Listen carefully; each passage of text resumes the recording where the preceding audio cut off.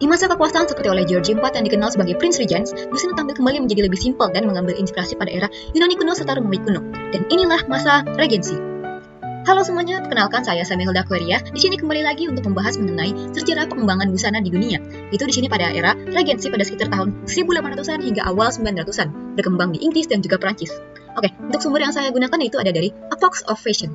Jadi langsung aja, untuk bentuk dasar daripada busana di era regensi ini itu ada pada kutang. Ini saya membahas khususnya pada busana perempuan ya. Ada bentuk kutang dengan bukaan jelas di leher, lalu bungkus pada yang terlihat pada layering dress seperti pada di rok, dan juga ada bentuk kaftan yang pada busana di bagian luaran seperti ada pelisse, jacket Spencer, dan juga redingotes.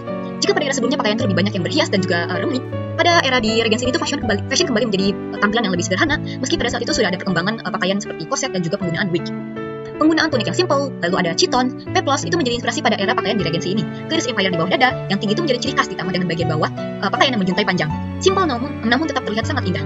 Untuk bahan-bahan yang digunakan ada seperti katun, muslin, linen, wool, sutra, hingga bluedur yang tebal. Jelaskan bahwa pakaian era regensi itu memiliki variasi untuk kegiatan yang berbeda-beda. Dengan industri pakaian pada saat itu sudah berkembang sehingga penggunaan pakaian yang berbeda di sehari-hari itu sudah mulai umum. Dan pastinya juga itu menyesuaikan dengan keadaan seperti musim yang sedang mereka alami, maupun kegiatan apa yang sedang mereka jalani.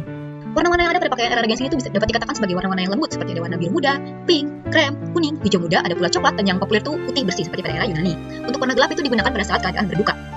Ada pula motif-motif pada busananya yang simple dan umumnya itu dari hiasan yang dipasangkan pada busana utamanya seperti dari renda, lalu ada juga bentuk motif bulat ataupun yang lonjong. Bisa dikatakan juga banyak motif seperti geometris, ada bentuk garis-garis, zigzag seperti yang pada dilihat pada pakaian di silhouette garis banyak, dan terlihat ada flora juga dedaunan pada di bagian ujung kain. Detail yang dapat dilihat dari pakaian di era regensi ini itu adalah bentuk lengan yang banyak berbentuk seperti bulat dan juga mengembang. Penggunaan banyak hiasan kain yang ditambahkan di busana dasarnya juga.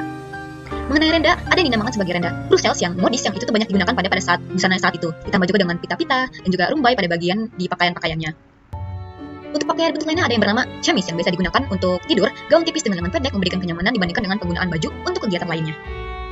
Untuk pemakaian korset saat itu tuh lebih pada bagian di bagian dalam pakaian untuk mengangkat payudara bagi yang perempuan, bukan untuk luaran, karena untuk luaran bentukan untuk bawah tubuh sudah tidak terlihat dengan kain yang sudah panjang menjuntai menutupi badan mereka.